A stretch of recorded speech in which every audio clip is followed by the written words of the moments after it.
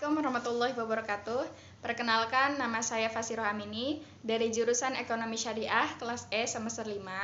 Di sini saya akan menjawab pertanyaan untuk ulangan akhir semester pada mata kuliah Pasar Modal Syariah. Baiklah, langsung saja pertanyaan pertama. Paparkan kondisi perkembangan pasar modal syariah di Indonesia pada masa pandemi COVID-19 pada tahun 2020. Kondisi pasar modal syariah di Indonesia pada masa pandemi COVID-19 adalah semakin berkembang. Total pengumpulan dana melalui pasar modal syariah tercatat lebih dari 77 triliun yang menghantam banyak sektor dan memacu literasi keuangan syariah sehingga mendorong pemulihan nasional.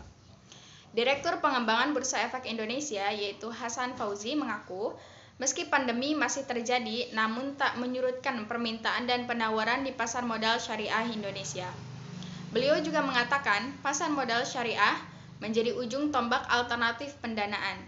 Misalnya, apa yang dilakukan pemerintah melalui sukuk negara baru dan korporasi yang memanfaatkan pasar modal.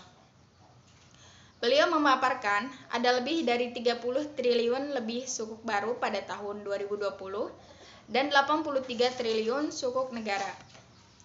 Jumlah investor syariah terus naik. 5 tahun belakang tumbuh 6 kalinya 570%. Tercatat yang betul-betul membuka rekening dana terpisah sebagai syariah ada 78.000 investor saham syariah. Beliau juga menyebut regulator dalam hal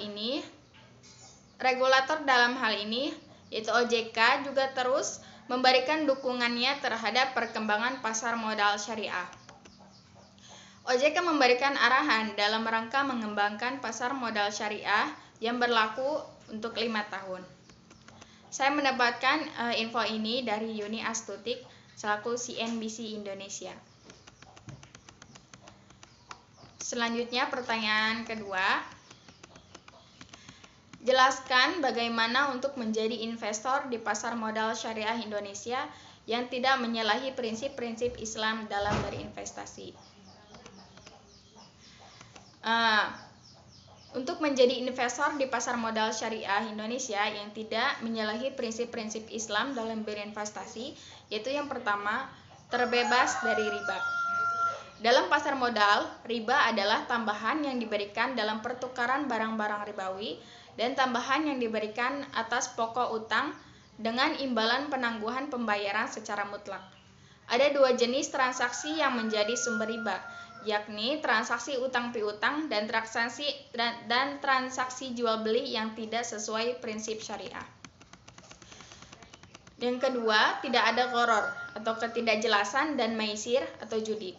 Investor yang ingin berinvestasi di pasar modal syariah tidak boleh melakukan praktik yang dilarang oleh Islam, yaitu gharar dan maisir. Selanjutnya, manajemen keuangan yang sesuai syariah. Semua proses pengelolaan keuangan investor di pasar modal syariah harus selalu berlandaskan tuntunan Islam. Dengan kata lain, transaksi yang dijalankan bebas dari unsur-unsur haram, seperti perdagangan produk yang tidak mengandung alkohol, riba, prostitusi, dan lain-lain. Dan yang terakhir, seorang investor harus sabar dan disiplin. Nah, seorang investor haruslah memiliki sifat sabar. Investor yang ahli pastinya mengukur potensi keuntungan dari efek yang diinvestasikannya.